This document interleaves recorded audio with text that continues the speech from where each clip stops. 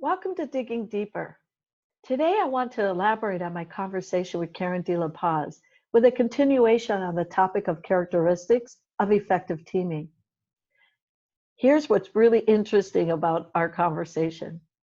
Karen actually starts off by describing the same type of interactions between children and adults, and between adults to adults, as Kathleen Bentley in my early discussion with her about characteristics of strong teaching teams. Both speakers noted that children interacted with each team member equally and seamlessly. Now, Karen broke this down by talking more in depth about defined roles and responsibilities. She said that part of the seamlessness between the team members was this dance or blending of who did what tasks. She noted that where one team member would leave off, the other team would pick it up and that there would be no gaps. So this is where I want to stop and go back and forth between my conversation with Karen and the article on effective teams that was written by Mark Schultz from Digital Spark Marketing. You see, Mike also talks about defining roles in the article and acknowledges that while roles might somewhat shift once the team is assembled, we really need to understand the skill sets and the thinking as it relates to accomplishing the goal. Now, if we were to apply this to the educational setting, I think we would pretty much agree that most of our team members have a pretty good understanding of the skill sets needed to generally run a classroom. However, as I mentioned before, having an additional process like team agreements helps to define those roles further based on the specific dynamics of that team. Just makes sense, right? Okay. So I'm going to go back to my conversation with Karen because she goes on to talk about coaching teams. And she says she coaches them around respecting individual experiences, acknowledging each other's strengths, and expressing vulnerability. Now, the article equates all of this to being part of effective communication and says that in any team, communication is crucial to building a sense of camaraderie between its members. But here's the key. The article cites research that notes the content of the communication is irrelevant.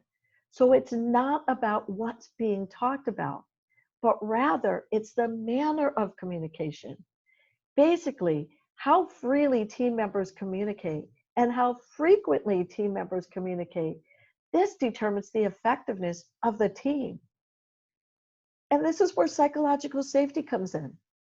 Teams who feel safe sharing are more likely to communicate freely and on a more regular basis.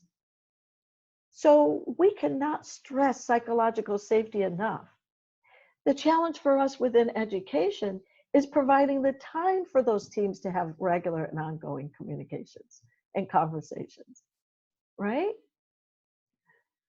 Then both Karen and the article go on to talk about trust and effective teaming. And that based on trust, effective teams are more likely to focus on solving problems. So once again, this takes us back to psychological safety. Plus, it adds the additional component of effective problem-solving processes, which takes us back to our earlier discussion around communication processes themselves. And we want to make sure that we intentionally embed systematic ways to build and maintain trust instead of relying on and hoping that teaching teams figure it out on their own. Some just aren't that skilled at it yet.